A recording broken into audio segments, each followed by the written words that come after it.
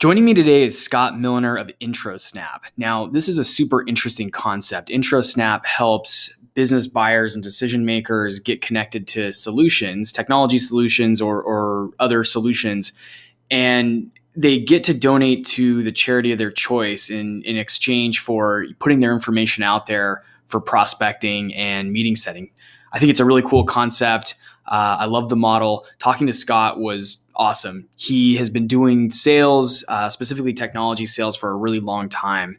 And he and I got into a lot of detail around what reps can do to build clout within their own organizations, build good habits that help with long-term success, and then just some of the little things that reps can be doing to make sure that they're hitting their targets and making money. So with that, welcome Scott to the show.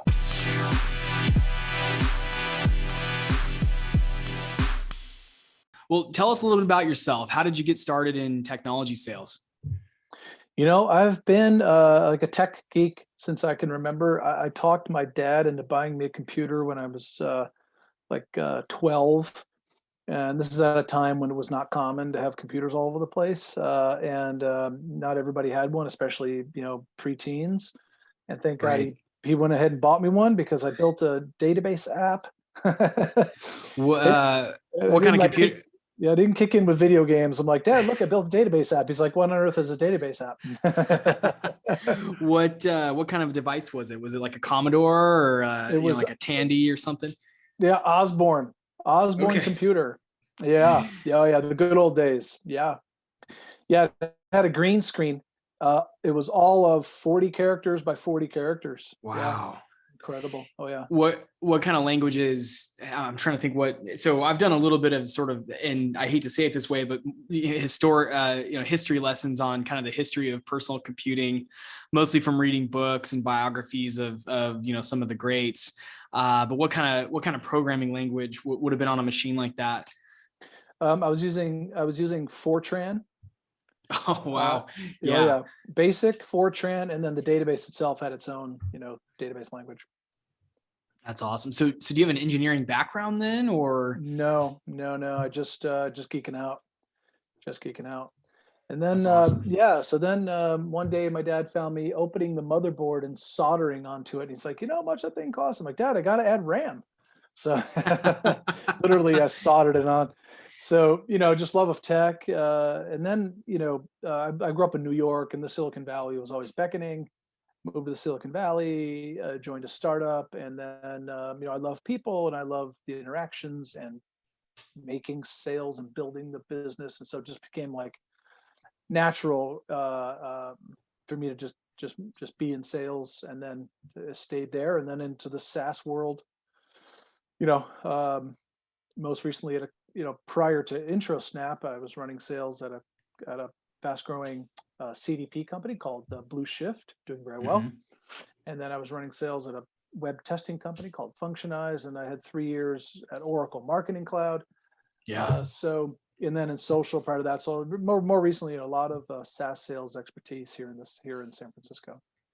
So one of the questions I get a lot from my audience is, should I go work for Oracle, SAP, Microsoft, Dell, or should I go work for this 8-person startup that's recruiting me through LinkedIn?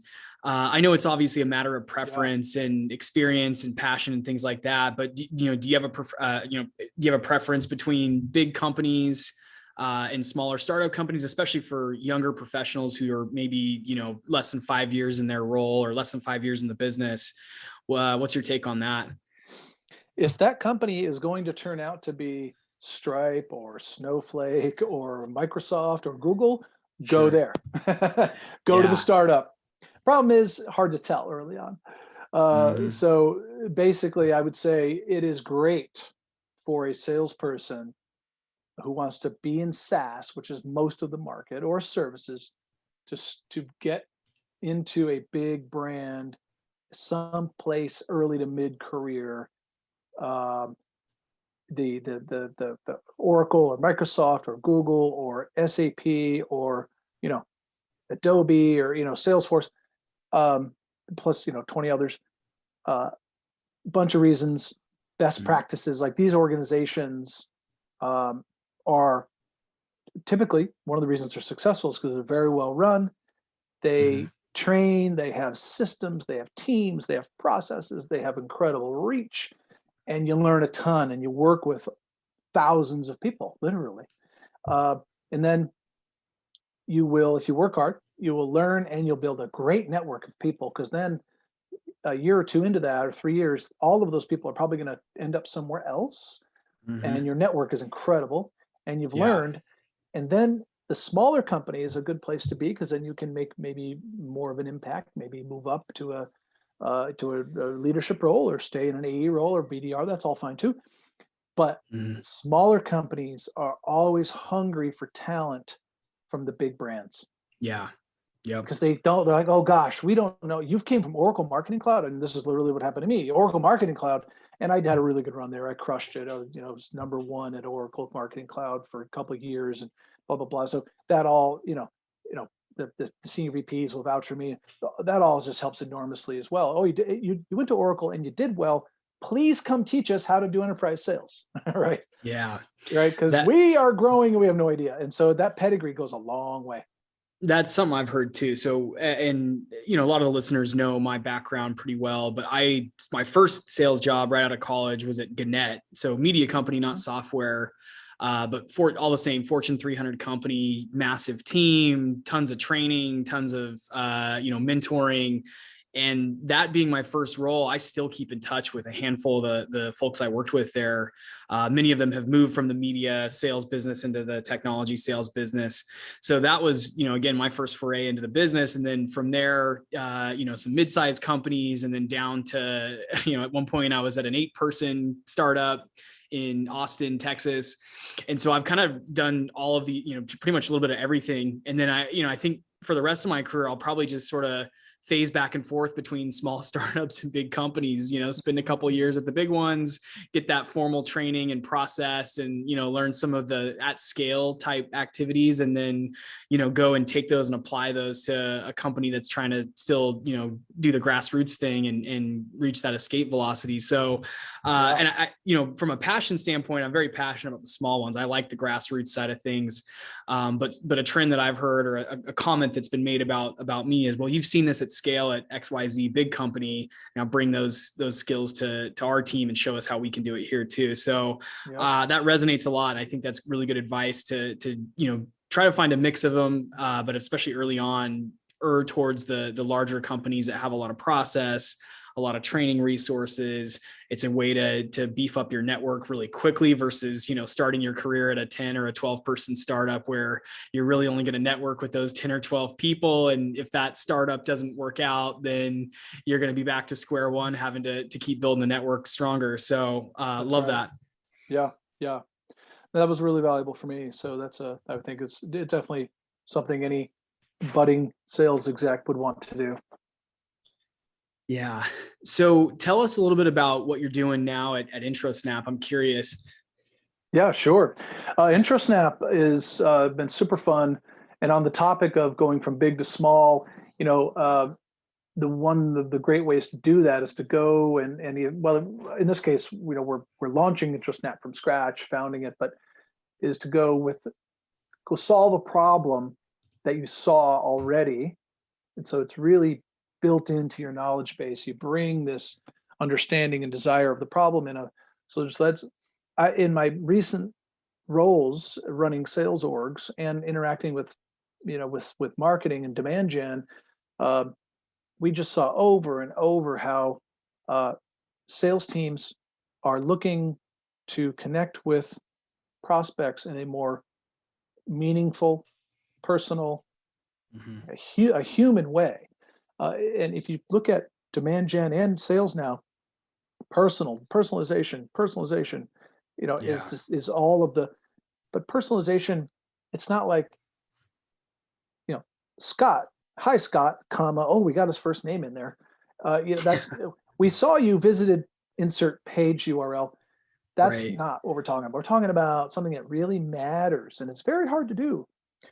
Yet over and over, we're sending all these emails. There's all the stack, which is fine. We've got the sales loft and the outreach and the 6th Sense and the, and the CRM and the, the recorders and the analyzers. That's all fine and good. You need them. Mhm. But Yeah. then we would sit around and say, what are we going to send to this person who showed some interest? We can't get them off the fence.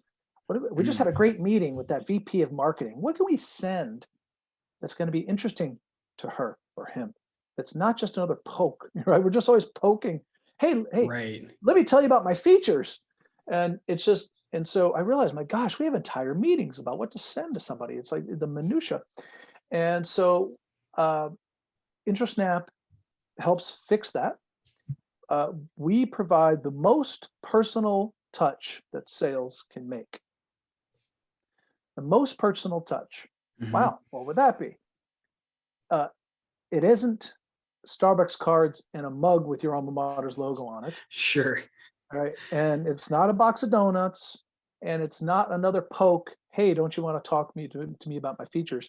Um, it is a donation offer. So uh, IntroSnap enables sales and marketing both to send to prospects a donation offer for them to pick the charity of their choice, of their favorite charity. We put up the money, you pick the Mm. charity, we give back together. And we have a system and a process to do that for sales and marketing teams. You create a link, an IntroSnap link, and it's super fun because you send this to in an email or for a webinar or in a nurture Mhm. or in a cadence or after a meeting.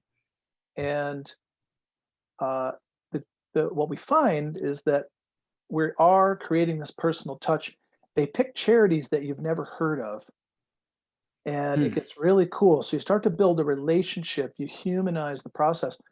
So, for example, the other day, a CMO that one of our users told us about, he sent an IntroSnap link to this CMO they were trying to reach, and Mhm. the person picked, this sort of obscure animal rescue in the Midwest, Sure. we've never heard of, but it really matters a lot to them.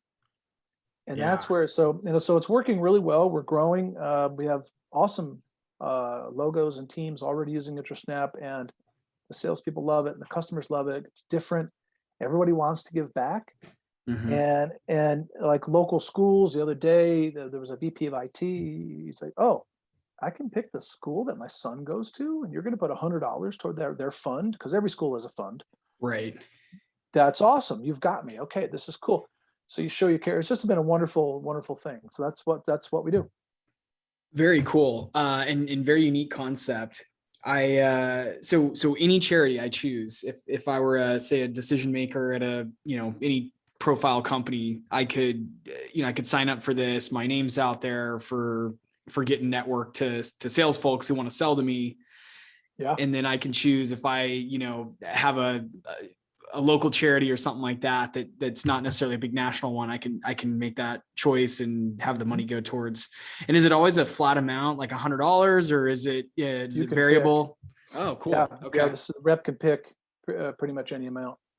And so they pick, and then there's a landing page, and the experience is cool. Yeah. So then you arrive to the landing page, select your charity. And what we find is that it's almost never the big brand name charities. It's Mm-hmm. always, you know, it's always these what we would consider unknown, but very important to them. And that's the beauty of it. Yeah. That's the beauty. That's where the rubber meets the road. That's the difference, and that's what's fun. So we're integrated with over 1 million charities, and there's a search box in the landing page. So you get to search and by any tab, by the name or the town or whatever, and it'll be in there. If it's a charity, it's in there. Very cool. Yeah. So look from LinkedIn, it looks like you guys are a relatively small team at right now. Have you guys raised capital? We're bootstrapping. Awesome. Yeah. Okay, Oh that's yeah. even cooler. Oh yeah. Very Yeah. nice.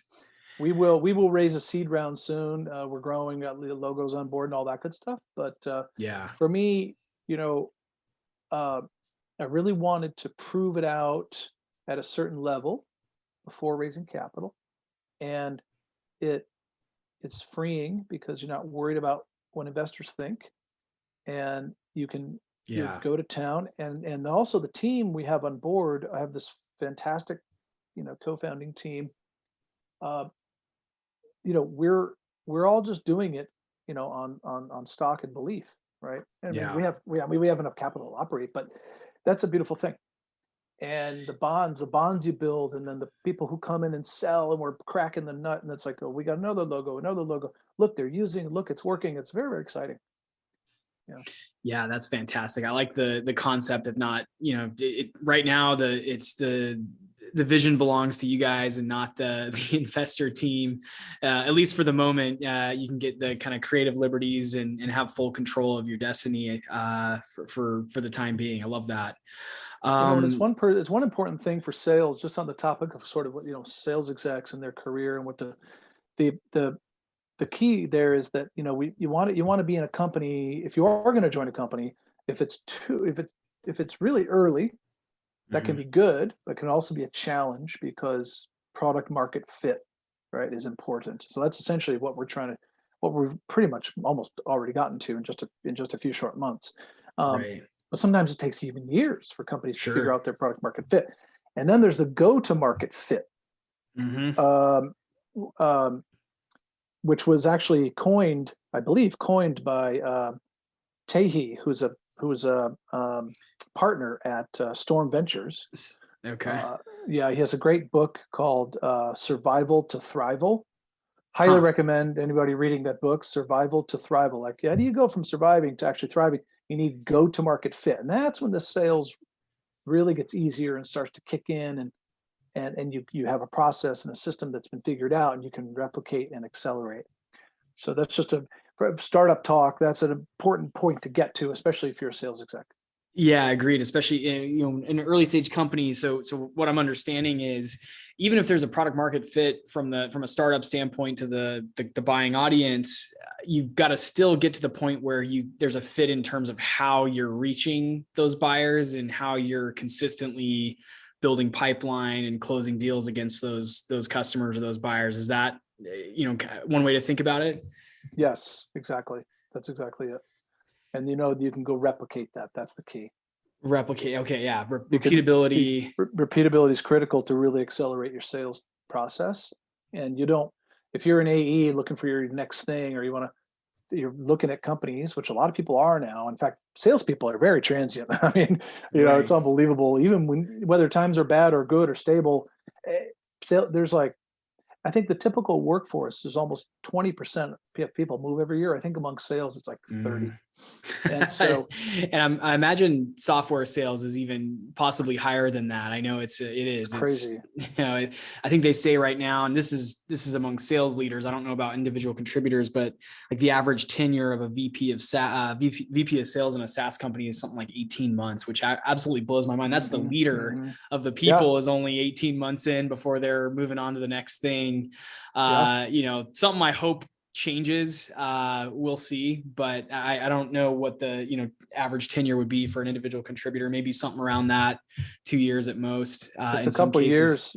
The market is super hot, and there are two reasons. One, if you crush it, everybody wants to steal you, and whether you're an AE, a BDR, or the VP,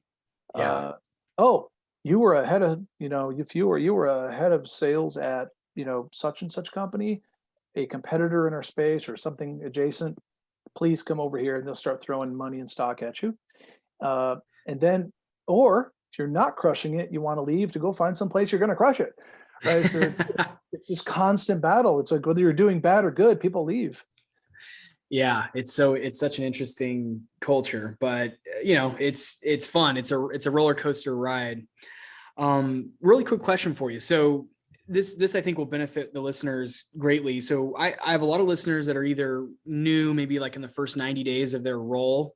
And then I have another segment of listeners who are actually the first or second or third or fourth sales hire at an early stage company. So I'm curious how you guys went about getting your first customer, and how you approached, like setting up the startup to, landing that first contract. I think that's a valuable lesson, whether you're in an early stage startup today or even if you're in a big company today, but you're just in a new role, a new territory, trying to go and get that first win. That's actually the position I find myself in. Is I, fairly recently started a new role, and I am trying to rapidly go out and get that first victory, so that then, from there, once you break that seal, it just gets easier and easier. And I know that to be the case from previous roles. The faster you can get, a win under your belt, the easier it is to then unlock the other resources in an organization, and you get the, leadership's attention and things like that. So tell us about, and I think, again, I think your lessons from your current startup could teach us a thing or two about how to rapidly show results. Yeah, no, that's a good point. And you do want to get, obviously, of course, we want to make money sooner, but you do want to get that. If it takes 6 months or more to get a deal going, depending on some are faster than others, but it's painful for everybody involved. So a couple things. As a startup like IntroSnap, we are for our first handful of customers back to the network. Half of them just or more came directly from my network. Some of those right out of Oracle. And Scott, you got a cool new thing, and I knew it solved a pain point. So I wasn't calling them saying, "Hey, I started a Ferrari dealership, buy a Ferrari." Okay, from you, Scott, I'll buy anything. Right. And it was like I knew I was also offering them something new and unique, and that everybody has this pain. Sending something personal to a customer to get engagement and get a meeting, big pain point for everybody. So it was also a genuine, and it's very easy to start with IntroSnap. They don't have to go through a buying cycle. You just start at introsnap.com. But nonetheless, I tap my network. Number one, tap the network. Now, hopefully, if you're new to a role, but maybe you have some customers in a similar space, you could also call them. So call any customers you had a good rapport with from other companies. Start there. Hey, I want to get your thoughts on this. Don't be salesy. I want to get your thoughts on this. I started a new thing. Give me 5 minutes. You got 10 minutes. And if you're convincing on the phone, they might even help start a cycle or introduce you to somebody else. Whatever your network is, call or talk to everybody. Everybody knows somebody, and it doesn't take 100 conversations. Even if you get 5 conversations, something will come of it, right? So that's the thing. And then but then the network runs thin pretty quickly for a lot of people. So then how do you get the next ones? Right. You've got to go after the right targets, not the wrong ones. It's so easy to chase the wrong ones because it came inbound, or you're sure that's an ICP, or maybe it is the network. Gosh, she runs marketing at this place, I'm sure. And just go spend too much time on it. And if you spend too much time on it, you're not spending time on other things. So get a good target. Be understanding of what a good target smells like and looks like. And then if you're doing outbound, you got to be tenacious. You've got to do not give up until they give you a hard no. And in fact, that's a good lesson. Like Steli Effie, if you're familiar with Steli Effie with clothes, he's been a big sort of proponent of this kind of thing. Like, do not until they tell you no, keep going, and then call. Like, you got to get sales. Call, email, and call. I mean, cold calling is tough, but you can make 10 calls every morning. You don't have to you don't have to spend 5 hours at it.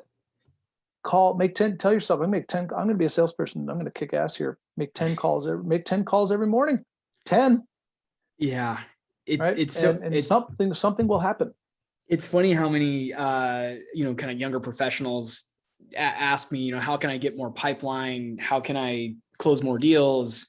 How do I get more traction? How do I get leadership to pay attention to me and promote me into the next thing? And as simple as it sounds, and look, I realize it's not a complete silver bullet all the time, but I think a good starting point, if you're looking at improving your craft, is exactly what you're saying. Make 10 calls a day and commit to it, get into a habit of doing it. And I'm not even saying you like even if you don't get anybody on the phone, try to leave 10 voicemails if you can. Yeah. That just helps you sharpen up your very quick pitch and, keep it Right. short, point somebody to an email or an in-mail that you sent them. And that's all that's it. That's going to help you dial in your craft. It's going to help you dial in your pitch, and it's just going to make you more confident. So once you do get someone on the phone, it's going to book, and then the rest is going to be history. So you have to outwork your peers is the answer. So the fact is, look, a lot of salespeople start to sort of, there's a sales is part people, part craft, and a lot of sweat. And these days in a sales process and in a product, the types of products that are being sold, so much of it comes down to the process and just the tenacity. And are you the person in front of the customer, or is it the other guy, right? Or girl? And then, that's just, you got to get up in the morning and don't fart around until 9:30. Get up and go out. You want to show up at the end of the month or end of the quarter. How on earth did you do that? Probably just because you were the one doing the work. Yep. Honestly, and you didn't give up and say, look, sales ebbs and flows. Oh, maybe I'll take that afternoon off. I'm working remotely like everybody. That's fine. But that afternoon off is going to show up in a month. You don't have anything in the pipe.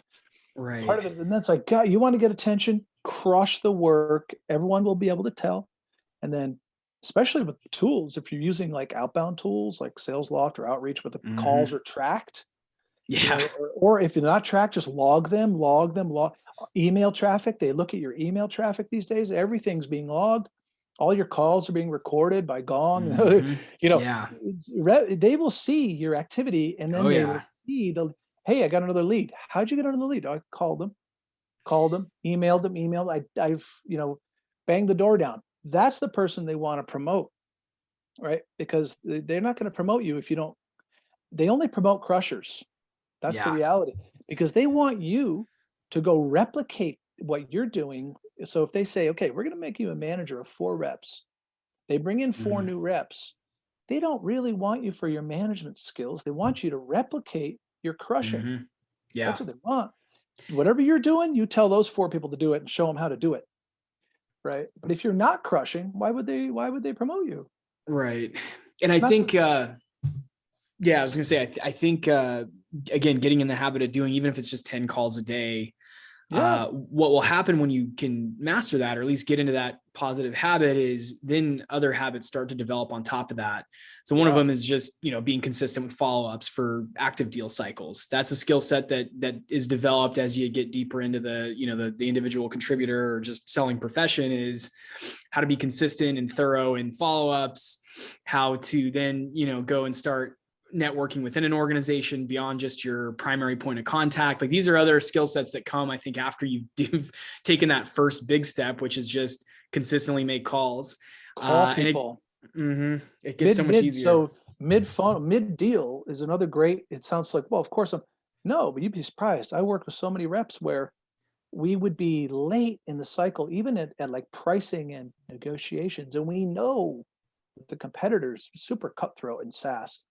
And everyone's got 10 competitors, and they're all undercutting each other because the margins are big, and they're like, forget it, we want the logo. They'll eat the deal for the logo, because they need to go raise money, and they want to do PR and blah blah blah, top line revenue. But so there's this going on, and I'd be like, so I can remember multiple times, I'd be like, so we've got to get that person, we got to talk to them now. We sent them pricing, they haven't talked to us for 2 days, or we've got to get this answer so we can blah, blah, blah. Well, I dropped him an email. Call them now. Like literally 4:30 in the afternoon on a Thursday. We need an answer. Yeah. And so many reps would be like, just call them. I'm not kidding you. Like, yeah, you pick up the phone. We've been talking to this person for 3 months. This deal we're going to either win or lose it in a week.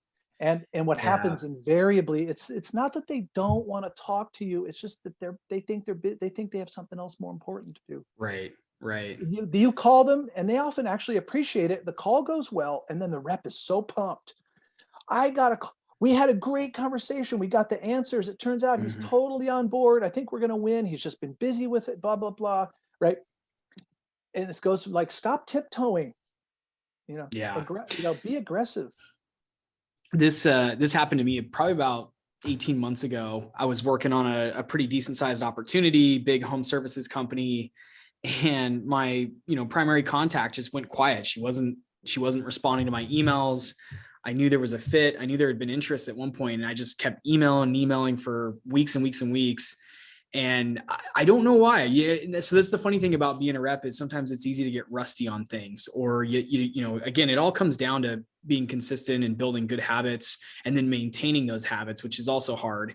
And so for whatever reason, I just kind of didn't think, hey, maybe I should pick up the phone and actually call her. Yeah. I've sent her 3 or 4 emails. Nothing's landing, no reply back. Maybe we lost this. Maybe they went to the competitor and she just doesn't care to respond anymore.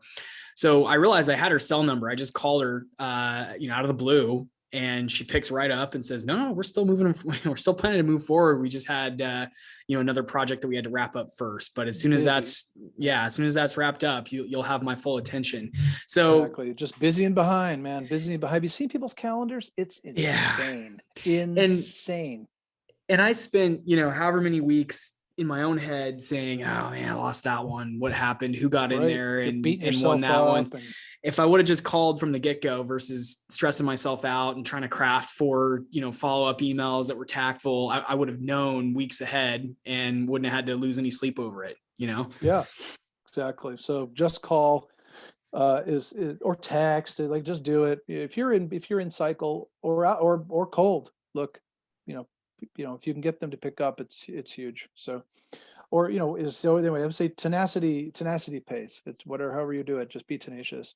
Mm-hmm. One thing, I had this great conversation one time with this, actually, I used to sell social media information and data, Twitter analysis, literally, essentially Twitter analysis and other social analysis data, and related marketing. And one of my customers was literally the FBI and DARPA, the defense. Wow. The Defense Research Agency. Oh yeah. So literally, I'm talking with this guy at DARPA who's running this massive program, and he was talking about how he and his buddies, they were all nerds. He was like a PhD. It's very hard for them to talk to people. So in a bar, they'd make it say, "You got to go talk to that person." They would pick and they'd point. And now it's your turn. They pick who you're going to go talk to, and you had to go do it. And the thing was, it didn't matter if you crashed and burned because it was a setup anyway. It was all for the gag, right? Mm-hmm. So that took off the pressure, right? Yeah. It's like, you go talk to that person. Well, it's just the guy's thing. If I crash and burn, they're all watching. It's just for a laugh. So right. And of course, hey, get out of my face. No. And then next thing you know, yeah, sure. And they have a conversation. He gets a phone number. So, we were chatting about this, and I thought sales is the same way. And it struck me, it's much easier if you don't need to really try to get a yes. Don't go for, because that's very hard to do. Yep. It's too big of a barrier. That's the only reason people don't make phone calls or even send another email, is because they pre-assume it's going to be a no. They can't, it's too hard to get a yes. And if a goal is too hard, you don't want to do it. So what you do is you realize you don't need to increase your yes rate. You need to increase your no rate. Yeah. That's a good way to look at it. Just get more no's. If you get 10 no's a day and make an 11th call, okay, here's what we do. Is this a pain point? Yes, it is actually. Oh, it is? Right? Actually, let the yes be a surprise. And so that flips the whole thing upside down. So increase your no rate and the yeses will come. This is really timely. I was having a conversation with a colleague about approaches, and we were specifically talking about reps who are out there. So for as kind of a concrete example, let's say you're at a software company and there's a minimum threshold for what the cost is to get started with your platform or your product. We were, talking about how there's reps out there that are trying to go and get yeses from companies that aren't a good fit and that likely don't have the budget to even spend on the minimum threshold to get started on a software. And rather than, focusing on trying to disqualify all the companies that come inbound or all the companies in the account book that probably can't spend the minimum threshold, it's probably a better approach to like you're saying, go and try to get as many no's as you can, check them off the list. Hey, they're too small. They're not going to be able to spend our minimum threshold. And then putting the focus into what are the 5 accounts in my book that, can not only spend the threshold, but can spend 5, 10x the threshold per year. And how do we get the yeses from those ones and check off or disqualify the ones that weren't going to be a good fit anyway. Both from a customer standpoint and, from a spend standpoint. And so I think it is interesting to change your mindset in that way and to stop thinking, and this didn't actually happen for me until relatively recently. I had a manager that said, your job as a seller isn't to go for the yeses. It isn't to try to go and make it happen with every account in your account book. It's to go and sift through and disqualify the ones that are never going to be an opportunity, and sort through the ones that just, we need to get out of the, push out of the pipeline and focus on the ones that are going to really move the needle in the business. So I love that. I think that's a really interesting concept. And it's a huge mindset shift for most people because, a lot of people come into this industry thinking about, okay, how can we boil the ocean and capture as much as we can? It's not necessarily that way. You get to where you're going from turning away the bad partnership opportunities and like you said, saying no or getting to know as quickly as you can, and then sifting through and finding those few yeses that are going to really change your life. Yeah, the big ones, especially like if you're selling a platform or a service that can be big dollars, bringing in one big logo, even per year, that's like a $1 million ARR deal. It's like a game changer, a game changer for your career, for you inside the company, for the revenue of the company, right? Yeah. But if you bring in four $50,000 deals, hey, that's nice. But the problem is those $50,000 deals can take just as long sometimes as the $1 million deal, which seems absurd. But the problem is the reason the $50,000 one is taking so long is because it's a lot of money for them. And they still have all the same questions. Is this going to work in our environment? I have to get 18 people to say yes. Do we have the money? How do we implement?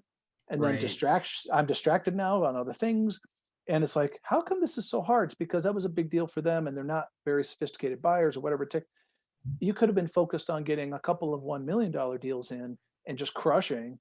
And, I used to, I tell, right now, IntroSnap, we're a small team, but in my teams in the past, especially, and this is an ethos that we'll keep here, but our pricing is a little bit different, but it's more pay as you go. But I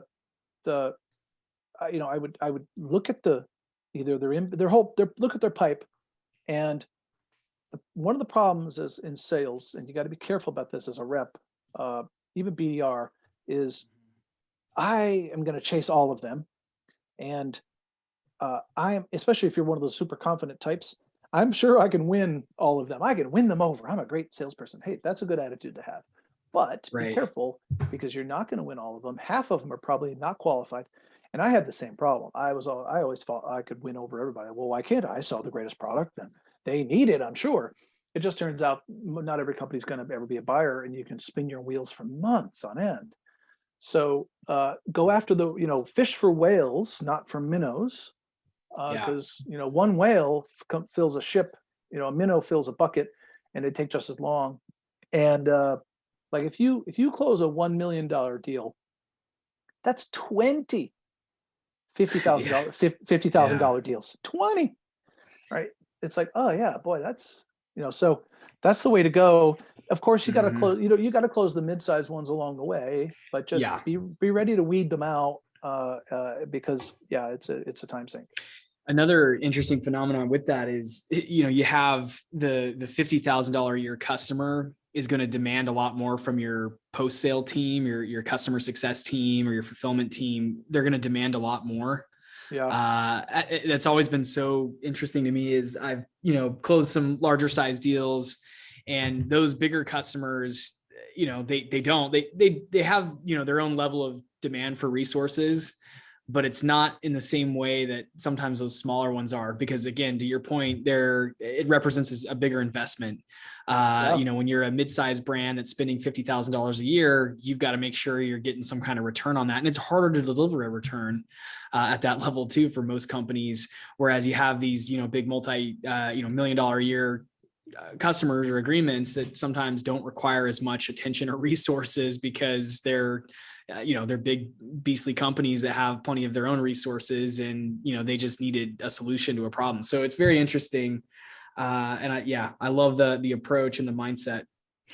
I would say, one thing for the sales reps, this is the part of the problem why we chase all of them, is because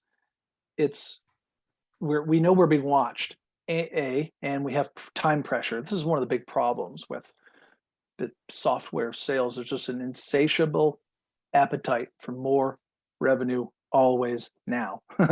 Yep. It's never good enough. It's really a disease almost. And so it's greed. We have to get richer. I mean, literally, we have to get richer. We have to increase the value of our stock. We are in business to return money to stockholders, and the biggest return is better. And so therefore, where's the more money now? But the problem is that creates a very unhealthy time pressure and tension, and a sense of urgency, but also more like a franticness. End of quarter. What are you doing this quarter? And so salespeople, you got to be careful because that can put you into a frenzy where it's I gotta get my deal going, and I gotta what am I gonna do this quarter? So then you start chasing everything, and that's not healthy. You gotta work hard and have a sense of urgency for sure. But you got to do it smartly. So you got to be careful. And then what happens is you get a lead, and I've certainly been guilty of this, where your gut feeling tells you that this is just not going to work. The first meeting didn't go well. They're weird for some reason. It's not a fit for some reason. They have a competitor. What are we going to try to extricate that competitor? They just said they're happy with him, whatever. Oh, we can extricate them. No, you can't. And so what the problem is, it's very hard to tell the head of demand gen in the forecast meeting and the head of sales in the forecast meeting every Monday. Scott, you had those two inbound last week. How did it go? I decided to loss them, or just close them, whatever the setting is, because they were not a good fit. Especially if you're a new rep without a lot of proof points where they can go, well, this person knows what they're doing, so we'll trust them. Very hard to do, because demand. Then they're like, really? How do you know? And they're like, geez, we gave him a lead, and now he just lost it, and after 2 calls. Not an easy thing to do. Everybody always wants to say, oh, it's good, it's going well, I got another call, good. All this glad handing. So I would say advice to reps is stick to your guns. If your gut feeling tells you this is going to be weird or bad, or it's not a good fit, they're going to be a scramble or run around, maybe a couple of calls, but then you got to go with your gut, and you got to put it aside, make a good reason, and then move on to the good deals, or you'll spin your wheels just because you're afraid to look like you're just disqualifying too easily. Oh, that's great. Management pressure. That's the problem. Yeah, and prospects can smell it too. They can smell when you're quote unquote desperate or urgent or too urgent, or that it's no longer about them and solving their problems, and it's about you making sure that you don't have to have a hard conversation with your manager at the end of the quarter. You know what I mean? Yeah. Yep. So awesome. So tell I'm curious, any other insights from kind of building your team from the ground up for IntroSnap? Anything else? Any other learnings that you could pass on to us folks that are down here on the front lines?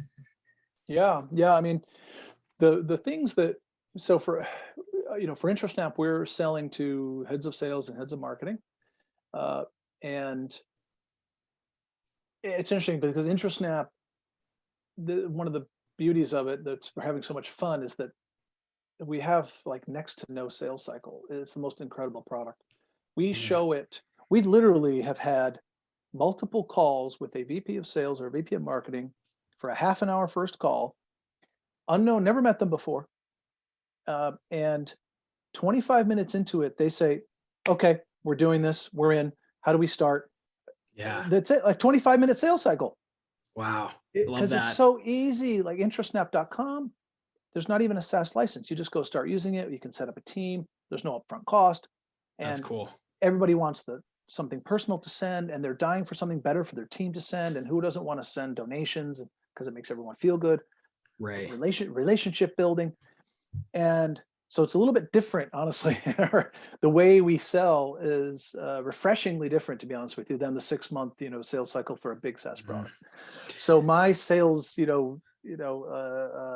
profile, it's probably a little different. Sure. Sure. But the generally, the bottom, the difference comes out to be the difference between the reps who crush it and the reps who don't. It's not that you're a great people person and the other person's not great with people. Right. Most salespeople you're going to hire are pretty good at talking to people. Maybe not amazing. Maybe they're a little shy. Maybe they're not but generally these days with selling these products, it's not the days of the swashbuckling salesperson with a drink in their hand, telling jokes at the bar, and patting the guy on the back on the golf course. That's not how it works anymore. Right. Yeah, Right. it's sales process and it's complicated, and you're over Zoom and you hardly even meet these people anymore. Yeah. And I don't think that's going to change. And so it's not about who's that person. It's about who's the most organized, who's looking at their CRM and looking at their to-do list and their task list and their ticklers and saying, okay, tomorrow I'm doing this, this, this, and this. And you get up and you do it. And I've got 10 numbers to call. I'm going to start calling at 9:00 and then make my 10 calls. And then I do my emails and then I follow up. And then I'm going to think about the slides for next week's meeting. And I organize with the organization, very important. And then beyond that, it's then who actually does the work, tenacity. So this sort of plays into the traits that I look for. You got to be organized. You got to be pretty smart, because what we do is, what we do here at IntroSnap's not actually, it's wonderfully simple, but the way you have to describe, you have to still understand the business. You have to be able to talk the talk. Yeah, absolutely. You have to be tenacious. Tenacity pays, right? The only thing that is omnipotent is tenacity, right? Persistence is omnipotent. Everything else is noise. And so be organized, do the work, and then outside of that, it's asking for the order. Don't be, sort of call them on that Thursday, ask for the, or how's it going? Get in front of them, however, whatever it takes, right? Those are the things, and then leverage the rest of your org as much as you can. Don't be shy to ask. I need another meeting with that SC. I'm sorry, Mr. SC. I need to ask you some more questions. Hey, I need more slides. I need a slide on this. Hey, is this feature on the roadmap? Do we have the roadmap?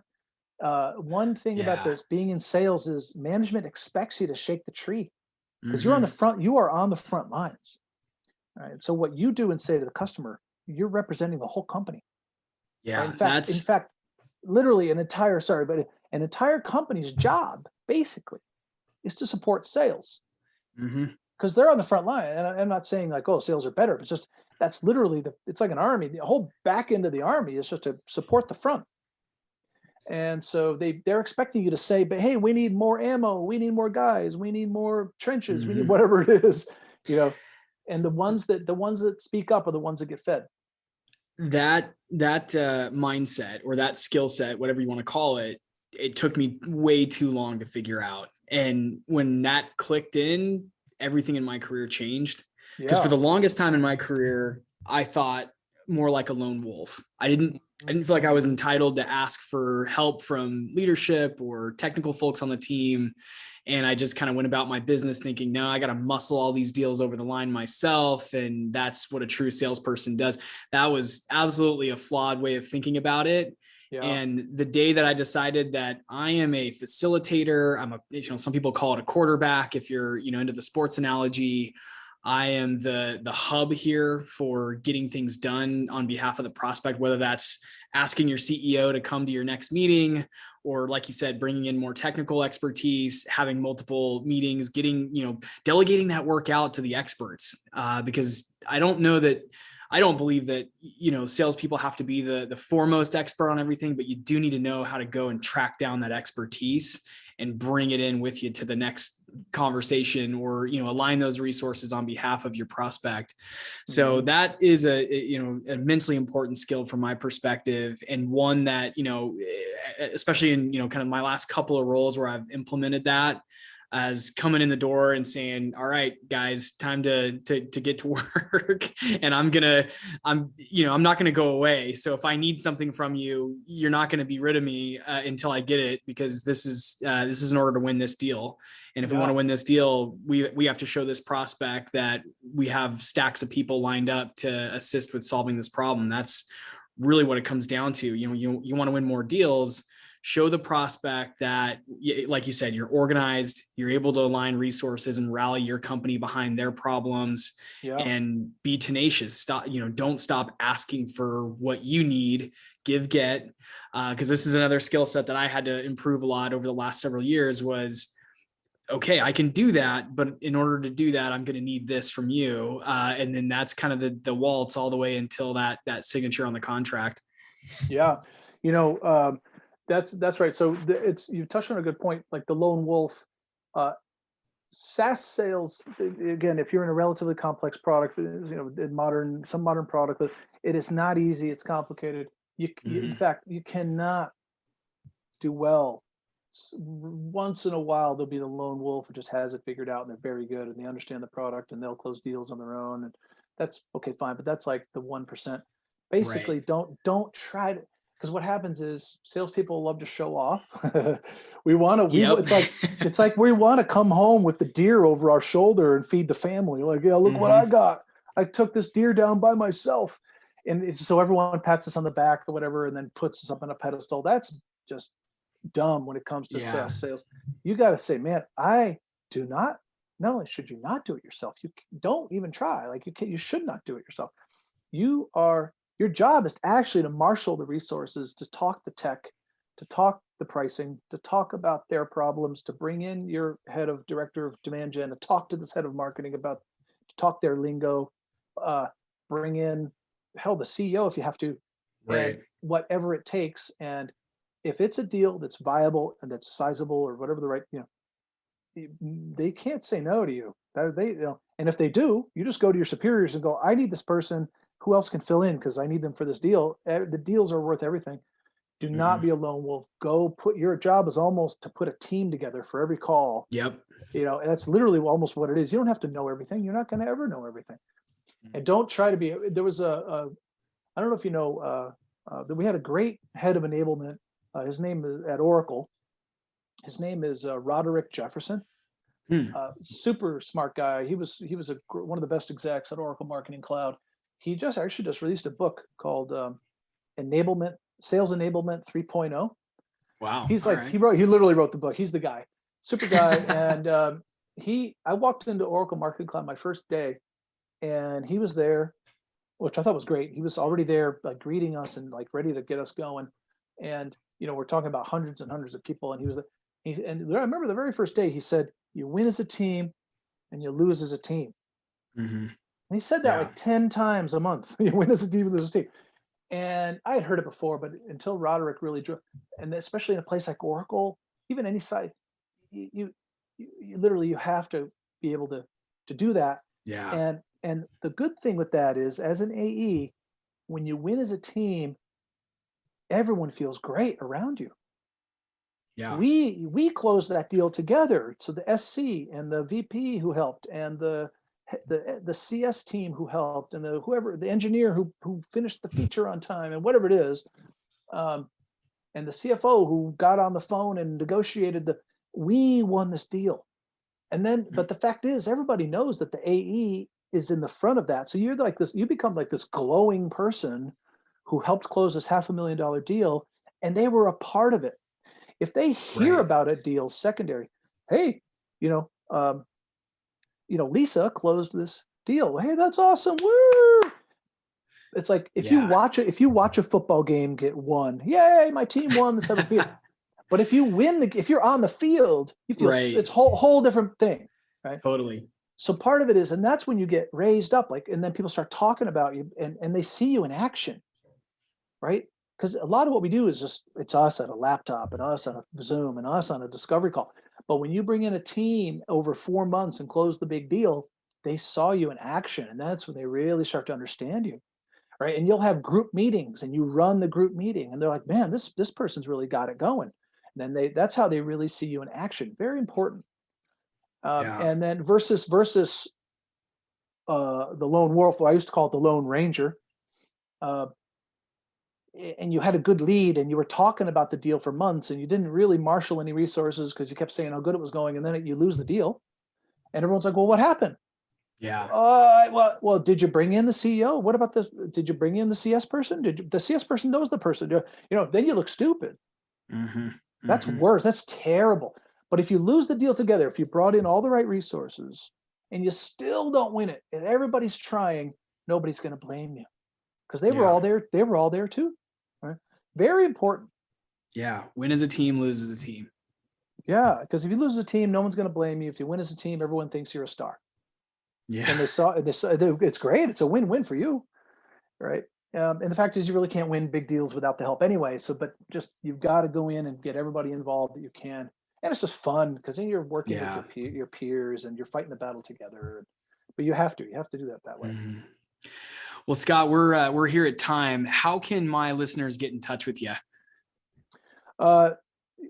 Scott.Milener, Milener at IntroSnap.com. Awesome. And honestly, the best way is just to go to IntroSnap.com and honestly, you can just try it out. Try out our service. We also have a form there. We'll get you whatever if you want to contact us. It's free to start. Anybody, if you want to be able to have a really cool thing to send to any prospect that's in your funnel to get more engagement and get them off the fence, a donation offer via IntroSnap is working. It's a great solution, and you have no upfront costs. So you can log in, you can send a request today, free, and only if they accept your donation do you then pay. But in which case, your company will expense it because, of course, you got action with the prospect. Right? Yeah. Right? So you don't pay up front. And so, you got action with that prospect? Yeah. How'd you do it? Well, I gave him this donation offer, but I need $110 now. So sure, of course. Right. So it's super cool. Super cool. So I would recommend just give it a whirl. You can just sign up and start using it because there's no SaaS needed. So that's just another good thing to try out. Yeah, such a creative concept. I love it. Definitely check out introsnap.com. Scott, thanks again for coming on. Really appreciate it. You shared some awesome insights and wisdom for the listeners, and look forward to having you back sometime. Thanks, Jesse. This was a lot of fun. Good luck to you, and let's talk soon.